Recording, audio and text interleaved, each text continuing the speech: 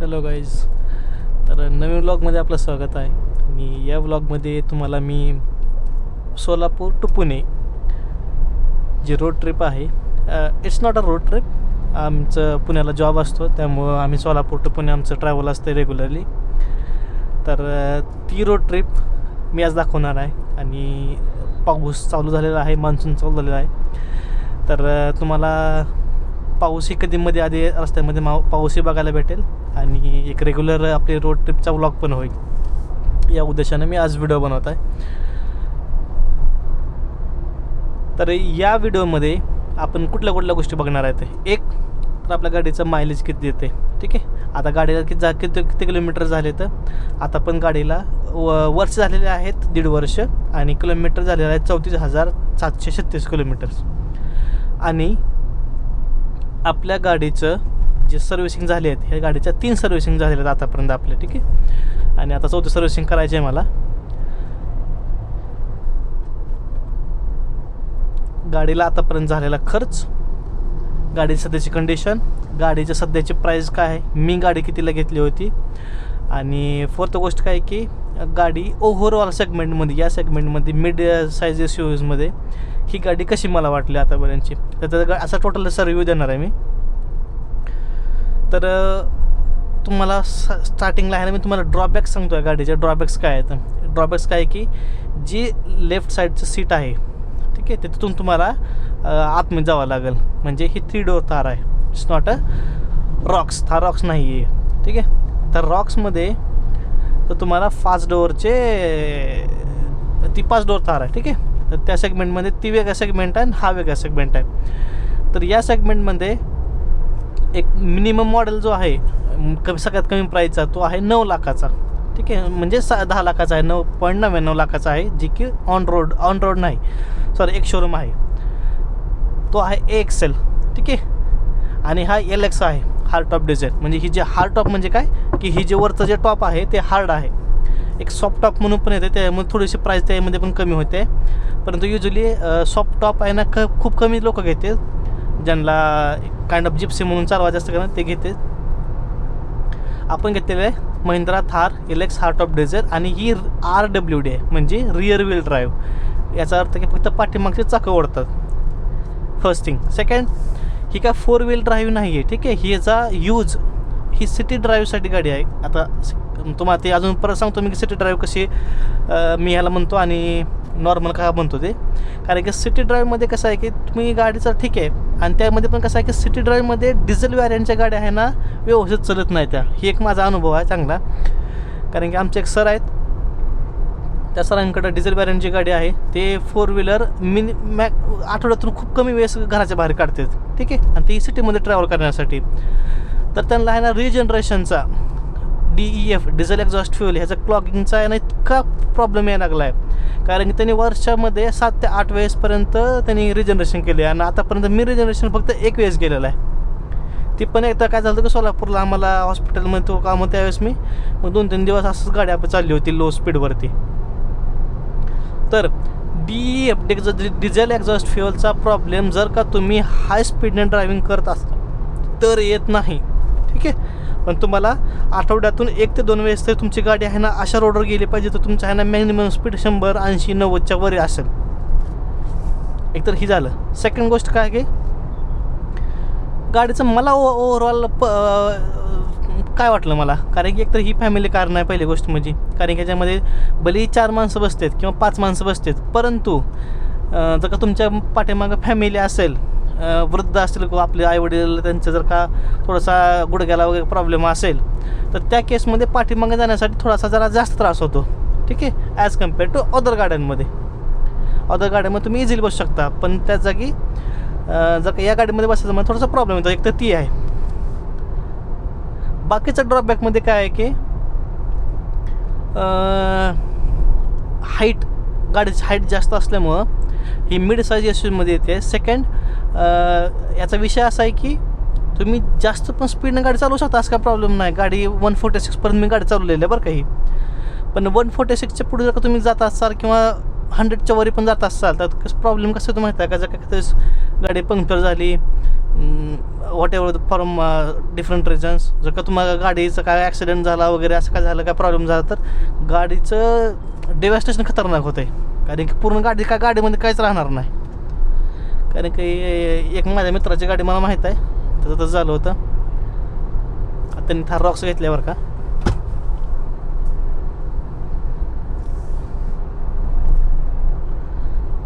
तर हे म्हणजे आहेत. आणि बाकीच्या गोष्टी काय की आतापर्यंत जे ॲव्हरेज पडलेलं आहे गाडीचं मला 15.2चं ॲव्हरेज पडलेलं आहे. या 15.2च्या ॲव्हरेजमध्ये आता ओव्हरऑल बरं का, आता तुम्ही 34,000 कॅल्क्युलेशन करा, समथिंग अराउंड एक व्हॉट डू यू से एक 2-2.5 लाखाचा डिझेल गेलेला आहे. जर तुम्हाला कॉस्ट सेविंग करायचं असेल, त्या गोष्टी सेविंग करायच्या असतील तर you can choose different other vehicles. आणि अजून बाकीचं काय काय गाडीमध्ये प्रॉब्लेम आलेत का मला. फर्स्ट आहे की ब्लॅक कलर असल्यामुळं कसं आहे की मला थोडा जास्त त्रास झाला बरं का ब्लॅक कलर असल्यामुळं. कारण की आमच्या घरी लेकरं वगैरे आहेत, तर प्रत्येकाच्या घरी असतं म्हणा, तर आमच्या घरी लेकरं वगैरे आहेत, तर ते स्क्रॅचेस वगैरे पाडणं ती जरा जास्तच होतं. सेकंड, आणि लहान लेकरांना थार आवडत असल्यामुळं कसं आहे की ते जरा जास्तच कुठे बी आपण जर गाडी आपण पार्किंग जरी केली का नाही तरी प्रॉब्लेम करते. कारण की एका वेळेस का ही बॉनेट आहे का नाही, बॉनेटवरती लेकरांनी दगडांनी रेषा ओढल्या होत्या, तर ती एक आहे ड्रॉबॅक. अजून ड्रॉबॅक काय म्हटलं याच्या गाडीचं, तर जर का तुम्ही गाडी खराब असतं म्हणजे चालवत असाल तर प्रॉब्लेम काय होतं माहीत आहे का, इथले स्क्रूज आहेत का नाही थोडेसे लूज होतात ते. मग ते लूज लक्षात ठेव, जर आपण लक्ष जर नाही दिलं तर ते गळून पडतात. आता इथला आहे ना स्क्रू पडलेला आहे, पलीकडचा पडला होता तो मी फिट केला आहे. आता इथं एक मला विकत घेऊन फिट करावं लागेल. तर ती आहे म्हणजे हार्ड टॉपचं बरं का, मी तुम्हाला ते सांगतो आहे, स्क्रूज वगैरे फिट केले आणि डिटॅचेबल पहिली गोष्टमध्ये. So that is one more. आणि आता मस्तपैकी पाऊस स्टार्ट झालेला आहे बरं का इथून.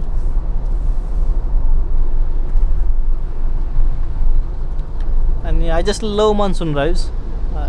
मला खूप आवडतं. लाईक मी अगोदर 2 व्हीलरवरती खूप ट्रॅव्हल करायचो पावसामध्ये सुद्धा, बट आता 4 व्हीलर आहे तर अजून छान एक्सपिरियन्स आहे तो. आणि कमेंटमध्ये करून सांगा की तुमच्याकडे कोणत्या कोणत्या गाड्या आहेत आणि तुम्हाला ट्रॅव्हल करायला आवडतं का नाही, तर का अशा रोड ट्रिप्स करायला आवडतात की नाहीत. आता जर 500-600 किलोमीटर जर असलं का तरीसुद्धा आय डोंट फील एनिथिंग.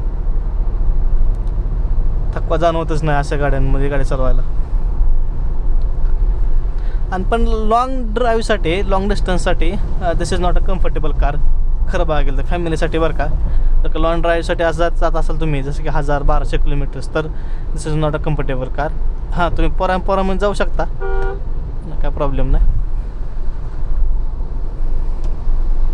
ही मोहोळ आहे, सध्या मी मोहोळला पोचलो आहे. आणि टोटल मी ॲव्हरेज पण तुम्हाला सांगतो की जसं आता ही किती डिस्टन्स कवर झालं आहे माझं गाडीचं आणि मला कितीपर्यंत भेटेल. आता एक आपल्याला अंतर किती, ऑलमोस्ट 260 किलोमीटर्स आपल्याला ड्राईव्ह करायचं असतं आमच्या घरापासून ते पुण्याचं हिंजवडीपर्यंत. आता याच्यामध्ये डिस्टन्स कवर केला आहे 43.1 किलोमीटर्स. आणि फ्युएल इकॉनॉमी आल्या 13.3, आता 13.4 झालेला आहे. ॲव्हरेज स्पीड 27चा आहे.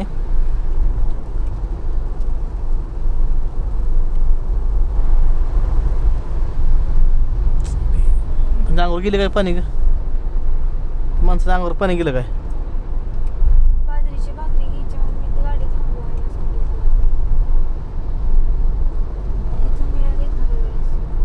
केव्हा सांगायचं आहे मग. हां, तर माणसाच्या अंगावर पाणी गेलं आपल्याकडून, मला लक्षात आलं ना तेवढं. Sorry I extremely sorry. माझ्या मनात नव्हतं बरं का. मला असं वाटतं त्यांच्या अंगावर पाणी गेले, बट जास्त असं तिथं जास्त पाणी नव्हतं बरं का. त्यामुळे आय डोंट नो की खरंच पाणी अंगावर गेले की नाही त्यांच्या. आय फील की गेलं नसावं.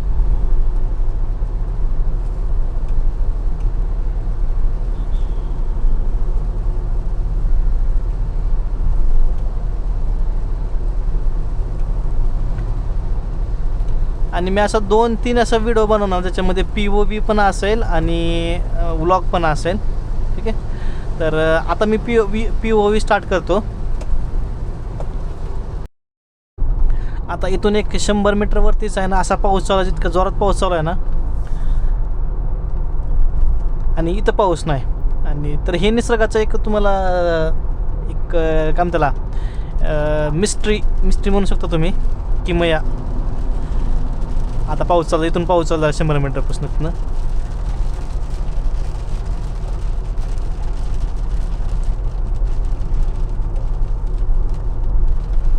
I am just loving this ride.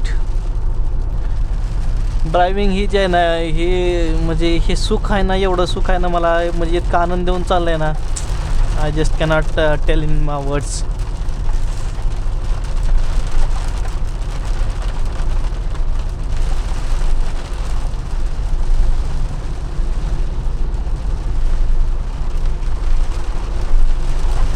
आणि आपला जो चॅनल आहे राम ड्राईव्ज, तर ते चॅनल बघत जात जावा. You will have wonderful stories to tell.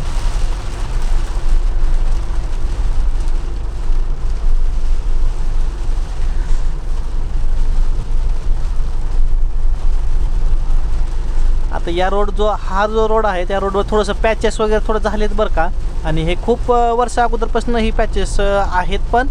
आणि हा रोडची जी लाईफ स्पॅन आहे तो पण म्हणजे झालेला आहे थोडक्यात, म्हणजे 20-25 वर्ष झालेलं आहे त्याला. कारण की मी ज्यावेळेसपासून लहान होतो का त्यावेळेस हा रोड झालेला आहे ऑलमोस्ट त्यावेळेसपासून. तर मेंटेनन्स वगैरे थोडा प्रॉपर नाही, बट ठीक आहे. काय ठिकाणी मेंटेनन्स वगैरे करून पुन्हा रोड्स रिपेअर केलेले आहेत. पण इकडं मोहोच्या थोडंसं अलीकडं एक कन्स्ट्रक्शन चालू आहे आणि पुढे एक चालू आहे थोडंसं.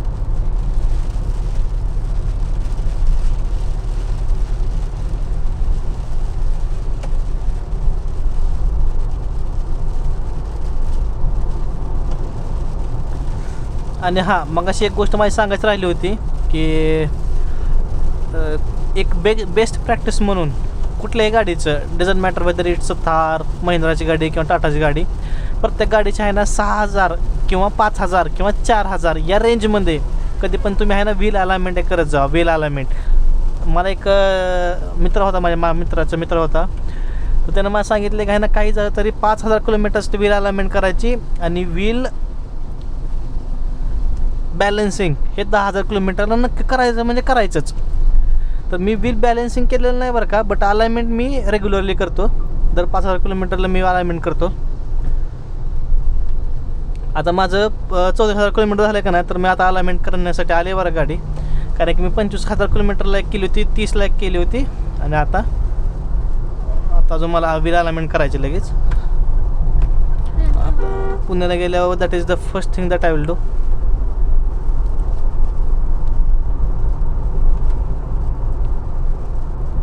आणि हा टॉप असल्यामुळे तुम्हाला थोडंसं पावसाचा हळूहळू आवाज पण येत असेल बरं का याच्यामध्ये, कॅमेऱ्यामध्ये, ऑडिओमध्ये तुम्हाला तो समजून जाईल. आता पाठीमागं ते पावसाचं वातावरण गेलं. आता नेक्स्ट आपलं ज्यावेळेस मी कॅमेरा कधी चालू करतो, नेक्स्ट जर का पावसाचं वातावरण आलं का ना त्यावेळेस लगेच चालू करतो मी अजून. Will love it. जसं असं ही छोट्या छोट्या व्हिडिओजमध्ये जर का तुम्हाला हे भेटलं तर बघायला सुद्धा खूप मजा वाटते.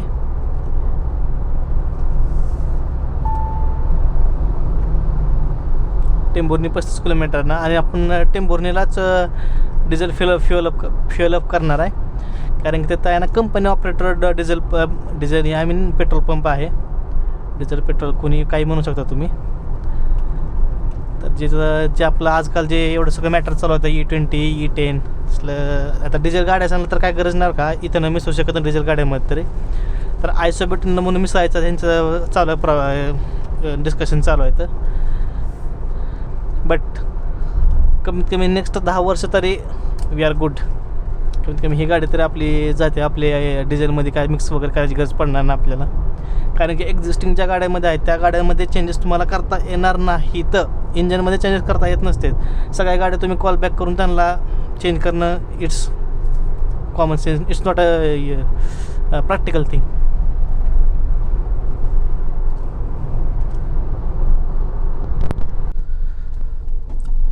I don't know what is the issue, पण असं हे ट्रॅफिक लागलेलं आहे बरं का.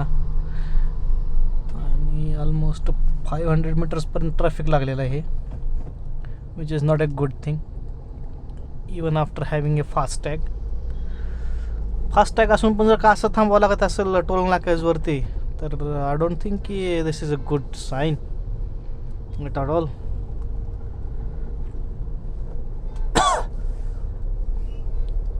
तर कुठल्या लेनमध्ये लागलं तरी सेमच इश्यू आहे बरं का. बघू आता फास्ट टॅग लेन या लेनमध्ये जाऊन बघू आपण.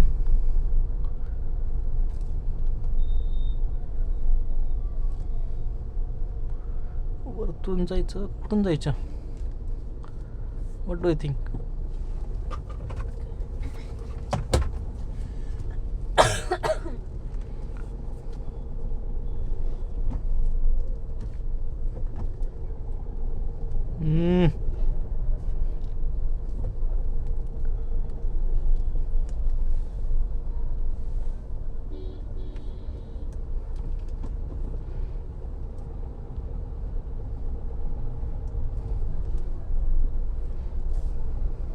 लेन 1 ला जाऊ.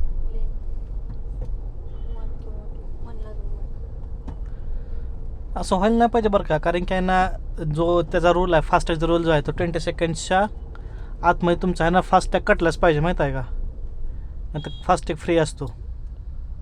एवढं ट्रॅफिक कटायलाय पण वाहनं तितकी आहेत. वाहनं तितकी नाही आता ते. ते आपण लाईनला लगेच तिथला कटलाय. आता इथे पण आपण लगेच पाठीमागून आलोय पुढे.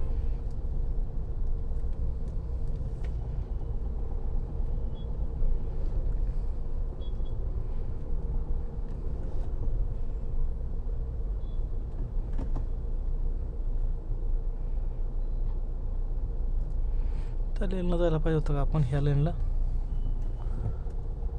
हे बरोबर आहे. आपण ज्या लेन जातो त्या लेन स्लो होत म्हणते कधी पण. स्लो होतेच नाही, वाटत असतं असं.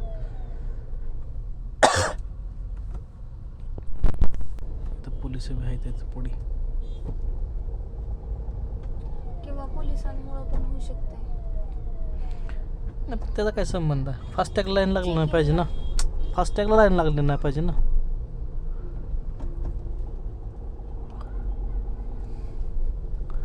Did you get it? Fast काय म्हणते त्याला, फास्टॅगला लागलं नाही पाहिजे लाईन.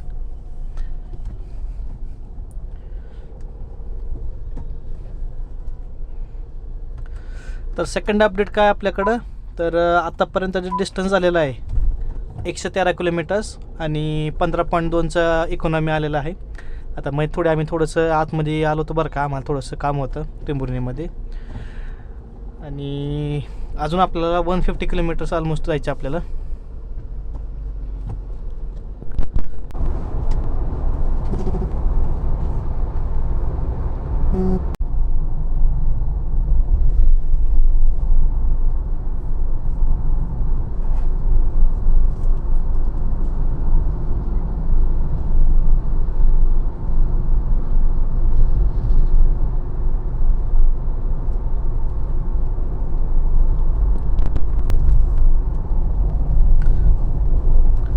आता जो डिस्टन्स कवर केलेला आहे मी तो आहे 149 किलोमीटर्स, आणि त्याचं आतापर्यंतचं जे मायलेज दाखवते आहे डॅशबोर्डवरती बरं का, ते दाखवते 15.8, म्हणजे ऑलमोस्ट 16चा ॲव्हरेज आपल्या सध्याला पडतो आहे. त्याच्यामध्ये 96चा मी टॉप स्पीड आहे, हायेस्ट स्पीड, आणि ड्युरेशन जे आहे ड्राय ड्युरेशन ही 3 तास 32 मिनिट्स अशी आहे. आणि मी एक आपल्या जे म्हटलं होतं टेंभुर्णीच्या पेट्रोल पंपावरती BPCLचा पेट्रोल पंप आहे तो, तिथं मी टँक फुल केला, म्हणजे ॲटोकट असं केलं.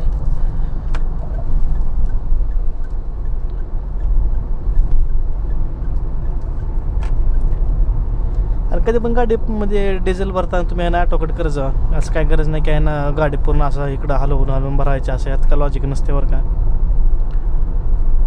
जसं ॲटोकेट झालं विषय संपला.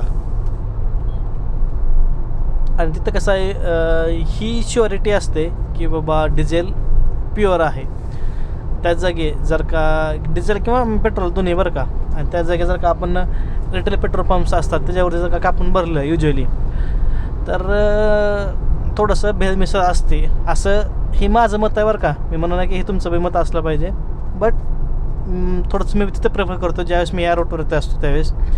आणि जिथं पण मला पेट्रोल पंप असे दिसतात जिथं की कंपनी ऑपरेटर पेट्रोल पंप्स, तर त्याचं मी डिझेल तिथेच प्रेफर करतो भरण्याचं.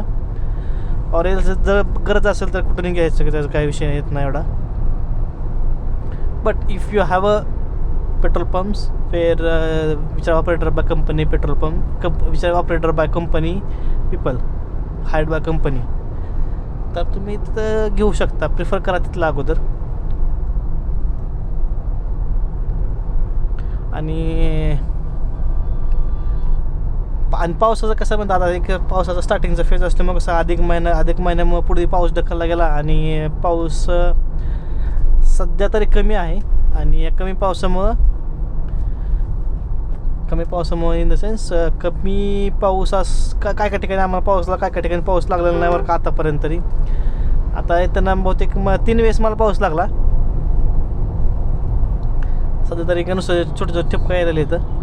But that's not rain actually, it is not actual rain. But Lonavala साईडला आय थिंक की तिकडं भरपूर पाऊस असेल, कारण की लोणावळ्यामध्ये भरपूर पाऊस पडतो. लोणावळा आणि पनवेलच्या पुढच्या अलीकडल्या साईडला आणि लोणावळ्याच्या तळेगावच्या पलीकडल्या साईडला, असं मुंबई पुणे हायवेवरती.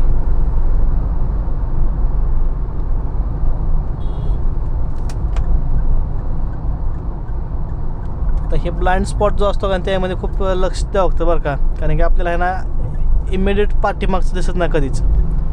इमिडिएट पाठीमागचं दिसतं साईडचं एकदम असं कधी दिसत नसते, किंवा एकाला साईडच्या मध्ये दिसत नसते. तर these are called blind spots. कारण की मिररमध्ये तुम्हाला सगळं दिसत नसतं कधीच. त्यासाठी ब्लाइंड स्पॉट्स मग त्याच्या अजून छोट्याशा मिरर असतात, 360 डिग्री मिरर म्हणून काय त्रास असते, ते पण लावलं तरी चालतंय. बट थोडंसं जर प्रिकॉशनरी गाडी चालवली आपण तर काय प्रॉब्लेम नाही. आणि युजली मी काय करतो माहिती आहे का, आता गाडीचा ॲव्हरेज वाढायचं असलं का कसं आता इथं ही जे बार आहे तो जर कमी जास्त ॲक्सलरेशन दिलं, कमी स्पीडवर जर का जास्त ॲक्सलरेशन जास्त रेस दिला तर ते खाली येतं. ठीक आहे. आणि त्या जागी जर का मी कम्फर्टेबली रिक्वायर्ड स्पीड आणि टॉर्क जर का मेंटेन केला तर 30चा ॲव्हरेज दाखवते, म्हणजे त्या इन्स्टंटसाठी. आता मी तुम्हाला ही पण दाखवतो. मी तुम्हाला इकोसेन्समध्ये नाही येणार, फ्युअल गाडीच्या ह्याच्या इन्फोमध्ये ॲडव्हेंचर टॅबमध्ये येतं हे असं, की बाबा हे टॉर्क जेव्हा तो टॉर्क देतोय आणि टॉर्क आणि पॉवर आहे ना सिंकमध्ये असले पाहिजे, जनरेशन सिंकमध्ये असलं पाहिजे. कमी टॉर्कमध्ये पण तुम्ही आहे ना जास्त पॉवर जनरेट करू शकता. ते तुम्हाला टेक्निक तशी डेव्हलप करावं लागणार आहे. आणि जर का ही टेक्निक डेव्हलप केलं तरच तुम्हाला गाडीचं ॲव्हरेज चांगलं पडणार, नाही तर ॲव्हरेज चांगलं पडणार नाही आहे. आणि काय ठिकाणी जर का मी सांगतो की पुण्यावरून आम्ही ह्याला चाललो होतो पनवेलला, तर माझ्या गाडीला ॲव्हरेज किती पडतं, 25 ॲव्हरेज पडलं होतं याच गाडीसाठी. आणि ही रिअल मायलेज टेस्ट आहे बरं का, असं मी काय असं माझं ओरिजिनल सांगत नाही. मी भरपूर वेळेस व्हिडिओ पण अपलोड केलेले आहेत जुन्या चॅनलवरती, आता सध्या नाहीत त्या व्हिडिओज माझ्यापाशी.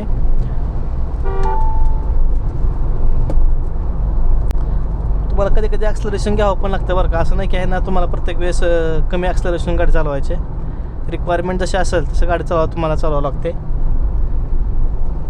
आणि जे प्रो ड्रायव्हर्स आहेत त्यांना माहीत असेलच, पण जे बेसिक जे बिगिनर्स त्यांनी आता गाडी चालू केलेली आहे, तर ते याचा गोष्टी संचा ही करू शकतात, त्यांनी यूज घेऊ शकतात. हे डिजिटलायझेशन जेवढं झालेलं आहे, आय डोंट थिंक किंवा जास्त डिजिटलायझेशन गरज आहे आपल्या गाड्यासांना इन द सेन्स 4 व्हीलर्ससाठी. कारण की जर का तुम्ही एन्जॉय करू शकत नसाल, कारण की काय सेगमेंटमधल्या गाड्या आहेत त्या की कधीच लक्झरी सेगमेंटमध्ये जर गाड्या जरी असल्या तर त्या ऑटोमॅटिकमध्ये जात नाही काय गाड्या, which is a good thing. खरं तर मला तर ते आवडतं, गाड्या गेल्या नाही पाहिजेत जास्त वेळ लक्झरी सेगमेंटमध्ये.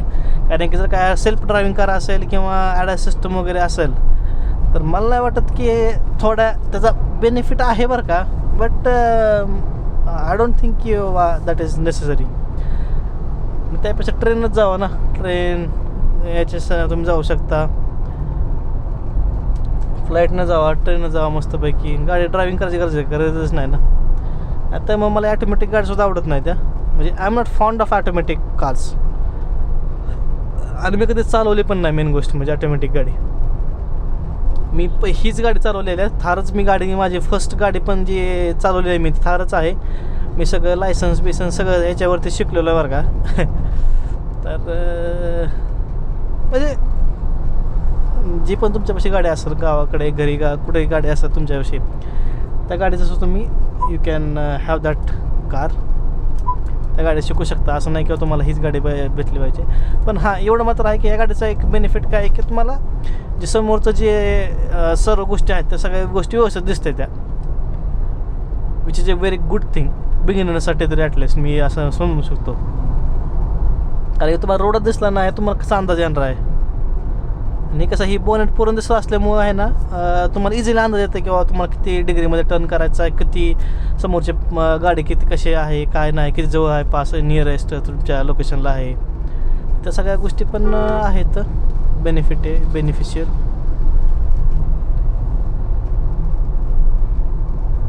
आता चढ आला आहे तर तुम्हाला आहे ना टॉर्क द्यावंच लागणार आहे. का आता तुम्हाला आहे ना ते टॉर्क स्पीडचं कॅल्क्युलेशन मेंटेन करावं लागणार असते.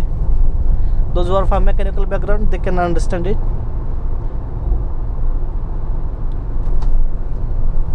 आता हे बिग वन आहे. बिग वन इथून आपल्या पुण्याला जायला अजून 1 तास लागतो कमीत कमी. तर आता आपण बघूया हे किती झाले राहिलेलं आता. आणि जे गाडीमध्ये आहे ना थोडंसं प्रेशर कमी होतं कुठल्या चाकामध्ये, पाठीमागच्या चाकामध्ये बरं का. तर ते पण आपण ही करून घेतलं, हवा भरून घेतली. बट ते 100% पंक्चर झालेलं आहे बरं का. डोंट नो आता चेक करावं लागेल ते. आणि अजून काय असं दाखवायचं तुम्हाला मी ॲव्हरेज दाखवतो आपलं 15.9 झालेलं आहे, म्हणजे 16च्या नियरेस्ट पोचलेलंच आता. बाकीचं कमेंट करून सांगा की तुम्ही जे माझे जे सबस्क्रायबर्स आहेत ते कुठल्या कुठल्या गावातून आहेत, कुठल्या जिल्ह्यातून आहेत, पुण्यामधून किती सबस्क्रायबर्स आहेत. कारण की युजर जे ट्रॅव्हल आपण करतो, मी आता वर्किंग पुण्यामध्ये असल्यामुळं पुण्या साईडला भरपूर जरासं जाणं येणं राहतं माझं.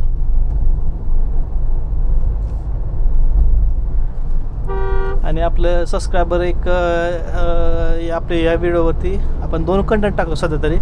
एक पॉलिटिकल कंटेंट टाकतो आणि सेकंड ड्रायव्हिंगचं कंटेंट टाकतो. थार ड्रायव्हिंगचं व्लॉगचं POV व्हिडिओज टाकतो. असं 2 कंटेंटवरती आपण शॉर्ट्स त्यावरचे टाकतो आणि ह्याच्यावरती हे टाकतो आपण. तर यू कॅन वॉच बोथ.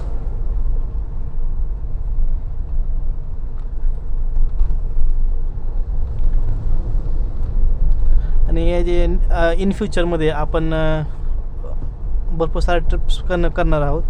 तर आपल्यासोबत आपलं चॅनल सबस्क्राईब करा आणि पाहत राहा आपले व्हिडिओज, POV व्हिडिओज, शॉर्ट्स.